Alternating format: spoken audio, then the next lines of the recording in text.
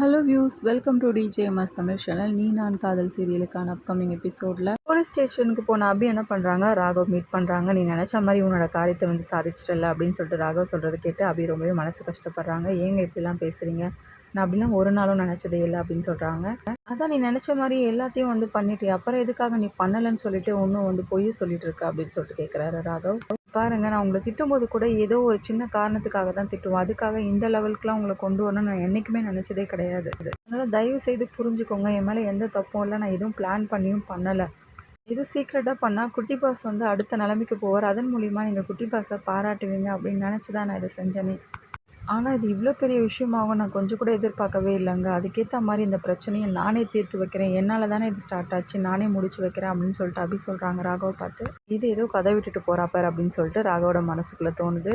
இன்னொரு பக்கம் முரளி ரொம்ப சந்தோஷமாக இருக்காங்க. எப்படியோ ஒரு வழியாக அந்த ராகவை இந்த வீட்டை விட்டு அனுப்பியாச்சு, இனிமேல் அவன் வரவே மாட்டான், இனிமேல் என்னோட வாழ்க்கையிலையும் அவன் குறுக்கிடவே மாட்டான், எல்லாத்துக்கும் ஒரு முற்றுப்புள்ளி வச்சாச்சு அப்படின்னு சொல்லிட்டு பயங்கர சந்தோஷத்தில் இருக்காங்க முரளி.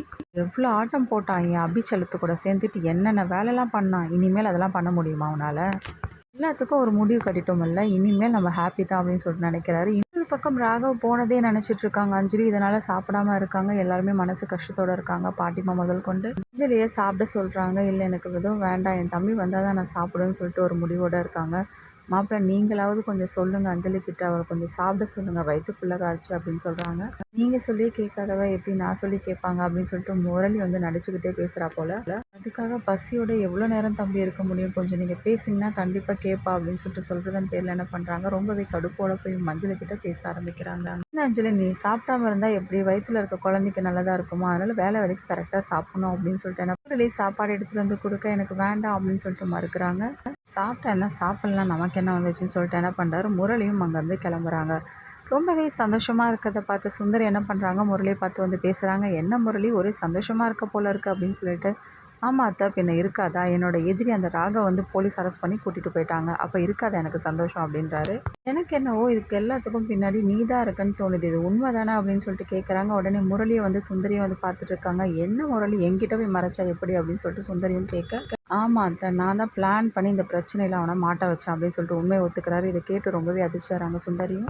நான் ஒரு பேச்சுக்கு தான் கேட்டேன் முரளி, நீ தான் இந்த வேலையை பண்ணியா, சரி அது சரி, என்னோட பகனை எதுக்காக நீ இதில் மாட்டி விட பார்த்த அப்படின்னு சொல்லிட்டு கேட்க, நீங்கள் ஏன் தப்பாக நினைக்கிறீங்க, நான் போட்ட வேலை ஆகாஷ்காக இல்லை, அந்த ராகவுக்காக தான், அதுக்கேற்ற மாதிரி ராகவ் மேலே தான் அந்த பழி வந்திருக்கு, அதுக்கேற்ற நீங்கள் பயப்படுறீங்க அப்படின்னு சொல்லிட்டு என்ன பண்ணுறாரு முரளியும் பேச, என்னதான் இருந்தாலும் உங்ககிட்ட கொஞ்சம் ஜாக்கிரதையாக தான்ப்பா இருக்கணும் நானும் அப்படின்னு சொல்லிட்டு பேசிட்டு போகிறாங்க. இன்னொரு பக்கம் ரொம்பவே கவலையோட அபி வந்து நடந்து வர தருணத்தில் மித்ரன் என்ன பண்ணுறாங்க, அபியை பார்த்து ஏமா அவனோட செயின் ஒன்று விழுந்துச்சு பாருமா அப்படின்னு சொல்லிட்டு சொல்ல, அதுக்கப்புறம் ஜுவல் விழுந்ததை பார்த்து அபி எடுக்க, யாரடா சொன்னாங்கன்னு சொல்லிட்டு எதிர்ச்சியாக பார்த்தா மித்ரன், இது அவனு தானே அப்படின்னு சொல்லிட்டு ரொம்பவே அதிர்ச்சி என்ன பண்ணுறாங்க, துரத்தி பிடிக்க பார்க்குறாங்க. மித்ரன் கையில் அப்படி தப்பிச்சு ஓடிறாரு.